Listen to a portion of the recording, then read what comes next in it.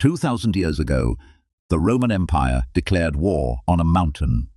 No dynamite, no machines, and Rome won.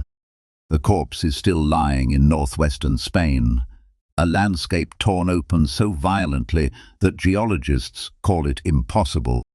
No river carved this landscape, no glacier ground it down, no earthquake split it apart. Nothing in nature explains these shapes. They had no explosives and no machines. Their only weapon was water. This is Las Médulas, Rome's largest gold mine. The way they destroyed it terrified the man who watched, and he wrote a warning that survives to this day. 25 years before the Common Era, the Emperor Augustus conquered this wild corner of Spain and found something remarkable. Local tribes were pulling gold dust from the rivers. To them, it was ornament. To Rome, it was fuel. Gold paid the legions, and the legions held the empire together. So Rome asked, "Where is this gold coming from?" The answer was the mountains themselves, gold locked in ancient red sediment, in flecks far too small to dig by hand. Collecting it meant processing the entire mountain, millions of tons of rock. So Roman engineers decided to make the mountain dig itself. The attack began miles away, high in the neighboring mountains, where the rain falls hardest. Surveyors carved channels into the slopes. At least 7 aqueduct systems snaked along cliff faces, some running 80 to 100 kilometers toward the goal. The precision was insane. The channels dropped just 2 to 4 meters per kilometer, kept perfect across 100 kilometers of cliffs. Everything fed giant reservoirs perched directly above the gold. The largest held 18,000 cubic meters, a lake on a doomed mountain. While the water gathered above, miners were sent deep inside, carving tunnels by lamplight for months without ever seeing the sun. And the tunnels were strange. Deliberately dug blind, dead ends sealed deep inside the rock.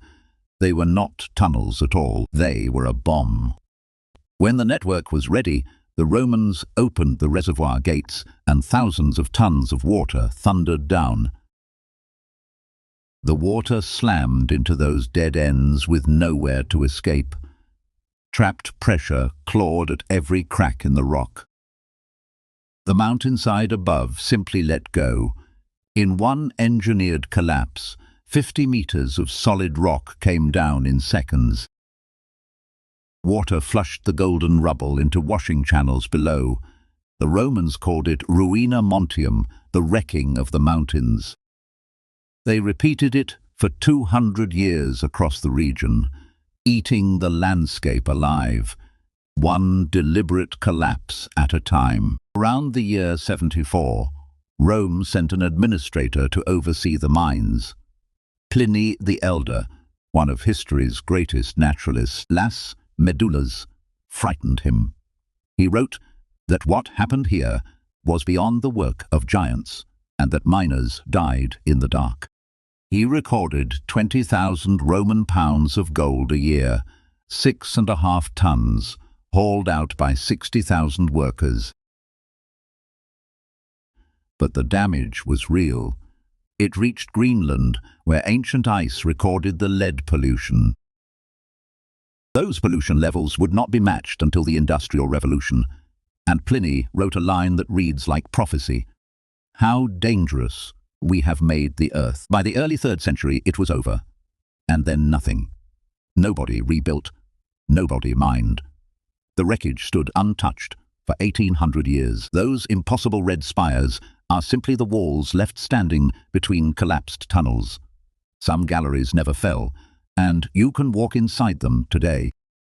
Here is the twist. Modern engineers say Pliny's explanation does not quite add up.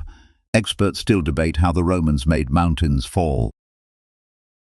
And since 2014, laser scans keep finding hidden Roman mines nearby, still buried under farmland.